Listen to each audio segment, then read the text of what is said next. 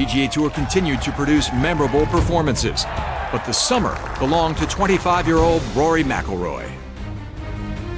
Rory McIlroy returns to #1. It had been 18 months since McIlroy last held the crown of world #1. After a torrid 2012 season where he reached new career milestones, the Northern Irishman made an equipment change and endured a lackluster 2013 campaign. But in 2014, Rory refocused his goals and re-emerged as a force. I knew that it was clicking.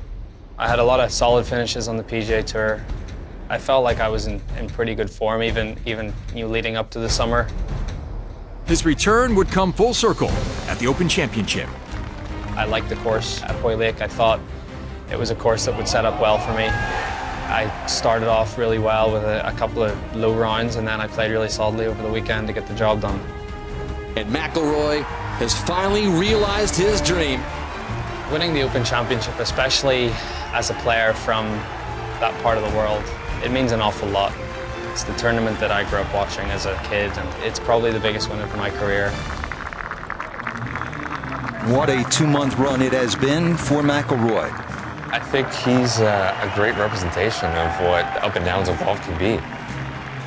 There was a time when we were like, boy, what's wrong with this guy? And he was going in the wrong direction. His mental stability is what makes him so great. He plays with a lot of instinct, a lot of feel, and he has a lot of power. You know, I don't believe that anyone can really hit the ball as far and precise as he can. After a brief celebration with the claret jug, McIlroy was determined to chase more trophies. And 2 weeks after his wire-to-wire win at Royal Liverpool, he set his sights on the WGC Bridgestone Invitational and once again made it look easy with another powerful performance. It's just like watching Michelangelo with a hammer and chisel. What sort of got lost in the whole story is the Bridgestone Invitational.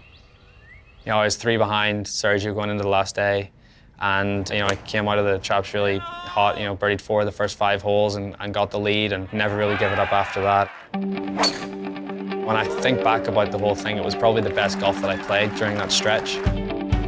He became the 13th player to capture a major and a World Golf Championship. And he's reaching rarefied air, joining Tiger as the only 2 players to win them in consecutive starts. When I get the front seat and get to play golf with McIlroy, it's pretty amazing. He's swinging, looks like 110% on his driver, hitting this beautiful draw, bombing it out there as far as he wants. It's more impressive than anything else right now.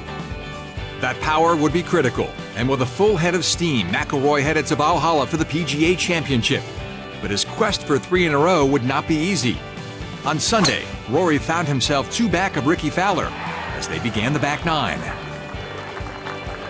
I had a great drive up the 10th, so I had a chance to get on the green in 2. I saw Rickie ahead make that big putt for birdie, and I knew then I had to try and make something happen. It wasn't my best shot by any means. It was not the shot that I intended to hit, but it worked out really well. You need a little bit of fortune, a little bit of luck to win major championships, and that was my little bit of luck.